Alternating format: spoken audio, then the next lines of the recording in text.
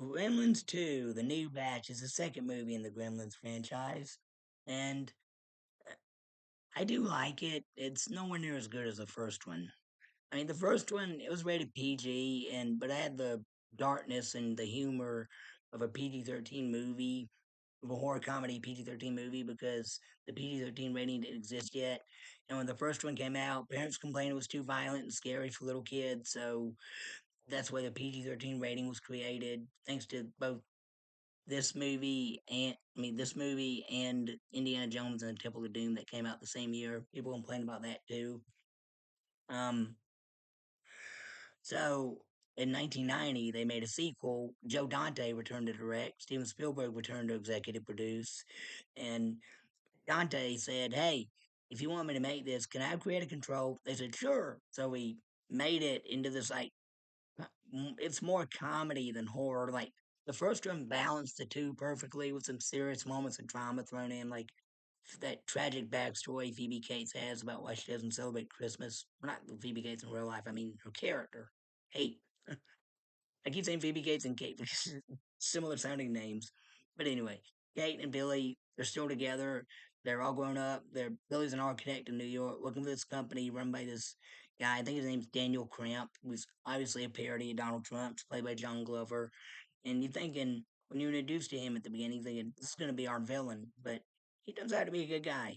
And spoilers, there's this redheaded lady who also works for the architect company, and that Billy's working for, and she has a crush on Billy and tries to hit on him, she but he's loyal to Kate. So you're thinking, oh no, she's going to be a romantic rival and a villain trying to probably try to kill Kate to get to Billy. But no, she's a good guy too. Well, she's a good girl, but whatever.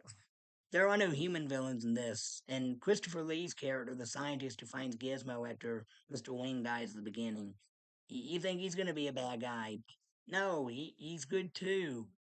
Um, there are no, from what I see, there are no human villains. The only villains in this are the Gremlins. And Dick Miller comes back. He's yeah, the World War II veteran in the first movie who told the story about him encountering Gremlins in World War II.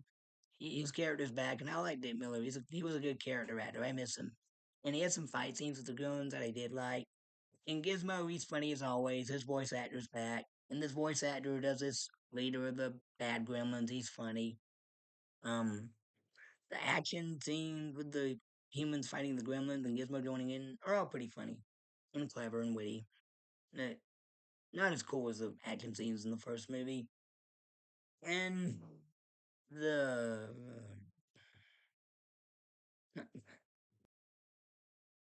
satirical humor in this, like in the middle of the movie, the film messes up, and you see people in a theater audience complaining. Hulk Hogan is one of the people who cameos in the scene, and then John Wayne cameos, even though he's been dead since 1979.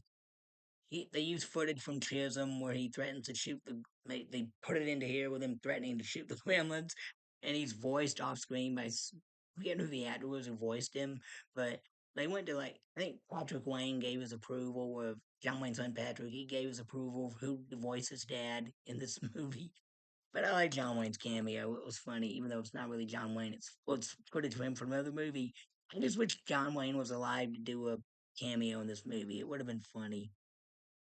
And Spielberg, I'm glad he executive produced this again because I love Spielberg. And this is why this is part of my Spielberg watching movie marathon because I mean, the first one has Steven Spielberg Presents on it, but this one doesn't have that, even though it says on the back he executive produced it. Yeah, it's an okay sequel, nowhere near as good as the first one. I wish they kept the tone evenly balanced comedy and horror with a little drama thrown in, but they made it too much of a satire and like a parody of the first one. Well, not more. Yeah, I just wish the tone was the same as the first one, because after all, it's PG-13 for goodness sake. You could have made it that way and got away with it. It would have been for older audiences, older kids. But I digress. I give this a thumbs up for what I did like, thumbs down for what I didn't like. Alright, that's my review. If you like it, please hit the like button, subscribe for more great content. Thank you, God bless you. Bye.